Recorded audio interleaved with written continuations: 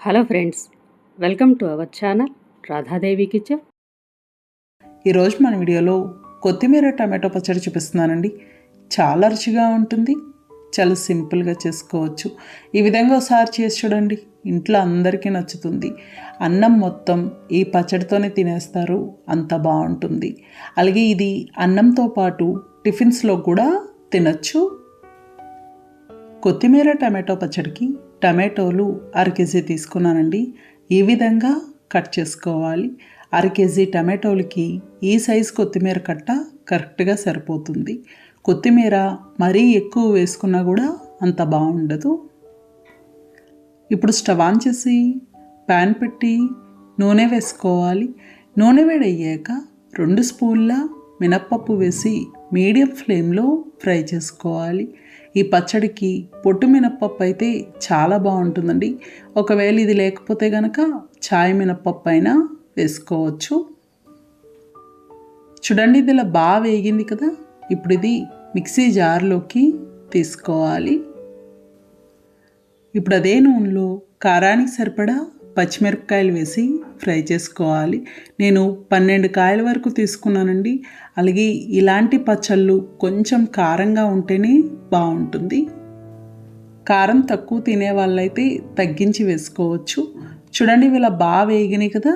ఇప్పుడు ఇవి మిక్సీ జార్లోకి తీసుకోవాలి. ఇప్పుడు అదే నూనెలో కొత్తిమీర వేసి మీడియం ఫ్లేమ్లో పచ్చివాసన పోయే వరకు వేయించుకోవాలి. ఒకవేళ నూనె తక్కువ ఉంటే కనుక ఇంకాస్త నూనె వేసుకోవచ్చు. అలాగే కొత్తిమీరని మరీ చిన్నగా కట్ చేసి వేయించకూడదు, ఇలా కాస్త పెద్దగానే కట్ చేసుకోవాలి. చూడండి, ఇది ఇలా బాగా వేగింది కదా. ఇప్పుడు ఇది గిన్నెలోకి తీసుకోవాలి. ఇప్పుడు టమాటో ముక్కలు వేయించుకోవడానికి సరిపడా నూనె వేసుకోవాలి. నూనె వేడయ్యాక మనం ముందుగా కట్ చేసుకున్న టమాటో ముక్కలు, కొద్దిగా పసుపు వేసి కలుపుకోవాలి. ఇలా బాగా కలిపి మూత పెట్టేసి మీడియం ఫ్లేమ్లో మగ్గించుకోవాలి. పసుపు వేయడం వల్ల పచ్చడి రంగు అనేది బాగుంటుంది. మధ్య మధ్యలో మూత తీసి కలుపుతూ ఉండాలి, అడుగు అంటకుండా ఉంటుంది. అలాగే ఈ పచ్చడికి ఇలా టమాటోలు కొత్తిమీర 2 విడివిడిగా వేయించుకుంటేనే బాగుంటుంది. చూడండి, ఇలా బాగా మగ్గినాయి కదా. ఇలా మగ్గితే సరిపోతుంది. ఈ విధంగా ఉండాలండి. ఇంతకన్నా దగ్గర పడే వరకు అయితే మీకు పచ్చడి చాలా గట్టిగా వచ్చినట్టు వచ్చేస్తుంది. ఇప్పుడు స్టవ్ ఆఫ్ చేసుకోవాలి, బాగా చల్లారాలి. ఇది బాగా చల్లారిందండి. ఇప్పుడు పచ్చడి చేసుకుందాం. ముందుగా మిక్సీ జార్లో మినప్పప్పు, పచ్చిమిర్చి ఉన్నాయి కదా, అందులోనే తగినంత ఉప్పు, 1/2 స్పూన్ జీలకర్ర, 5 వెల్లుల్లి రేఖలు, కొద్దిగా చింతపండు వేసుకోవాలి. చింతపండు చాలా కొంచెం వేసుకోవాలండి, మరీ ఎక్కువ వేసుకున్నా కూడా పుల్లగా ఉన్నట్టు ఉంటుంది. ఇలా ఇవన్నీ వేసి మెత్తగా మిక్సీ పట్టుకోవాలి. చూడండి, ఇలా మిక్సీ పట్టుకున్నాం కదా, ఈ విధంగా ఉండాలి.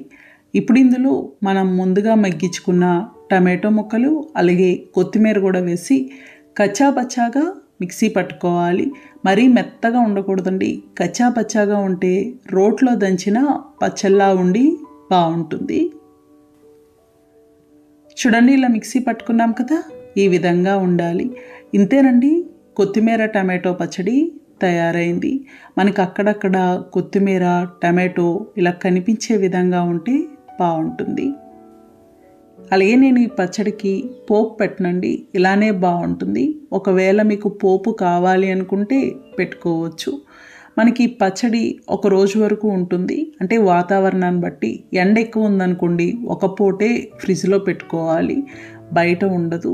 ఫ్రిడ్జ్లో అయితే కనుక మీకు 4 రోజులు ఉన్నా కూడా పాడవదు.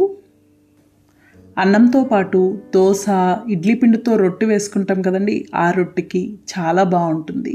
నచ్చిందండి వీడియో? మీకు నచ్చితే లైక్ చేయండి, షేర్ చేయండి, కామెంట్ చేయండి. Thank you for watching. ఈరోజు నేను మీకు చూపించే రెసిపీ ఆకాకరకాయతో కారప్పొడి.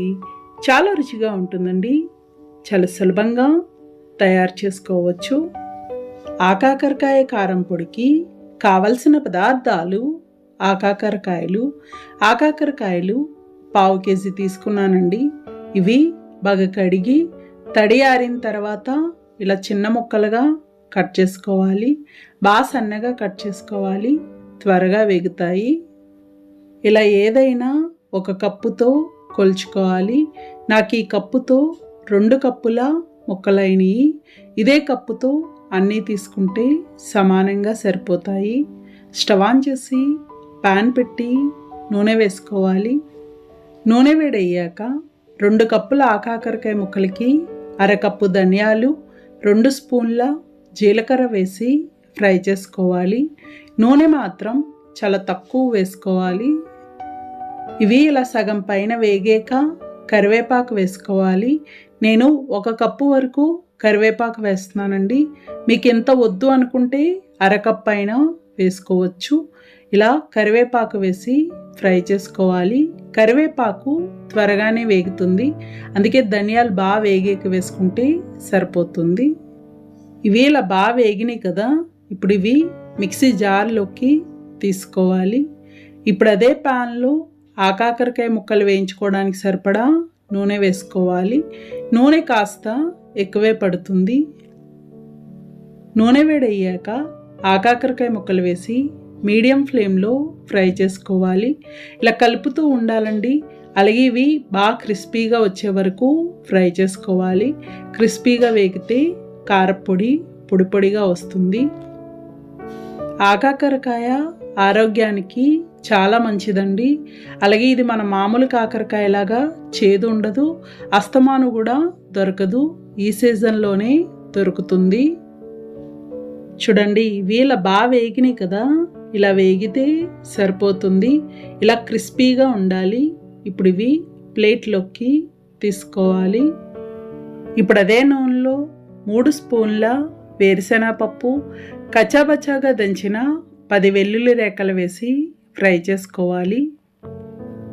ఇవి ఇలా బాగా వేగాక కొద్దిగా కరివేపాకు వేసి ఫ్రై చేసుకోవాలి.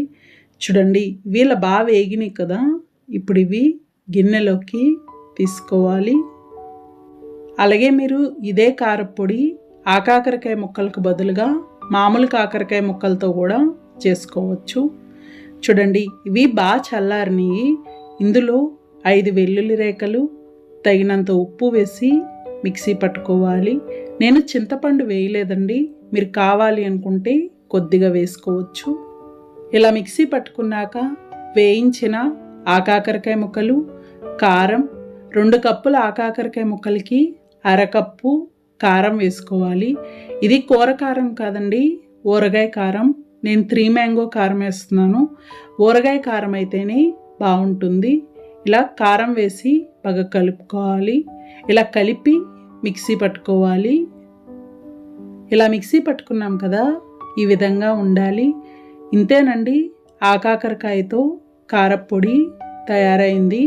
ఇది ఒక గిన్నెలోకి తీసుకొని మనం ముందుగా వేయించుకున్న వేరుశనగ గుళ్ళు, వెల్లుల్లి, కరివేపాకు వేసి కలుపుకోవాలి. చాలా బాగుంటుంది, కమ్మగా ఉంటుంది. 3 నెలల వరకు నిల్వ ఉంటుంది, పాడవదు. మీరు ఎక్కువ మొత్తంలో చేసుకుంటే గనక ఫ్రిడ్జ్లో అయినా స్టోర్ చేసుకోవచ్చు. సాధారణంగా పొడులు త్వరగా పాడవ్వండి, కానీ చాలా బాగుంటుంది. తినే కొద్దీ తినాలనిపిస్తుంది. నచ్చిందండి ఈ వీడియో? మీకు నచ్చితే లైక్ చేయండి, షేర్ చేయండి, కామెంట్ చేయండి. Thank you for watching.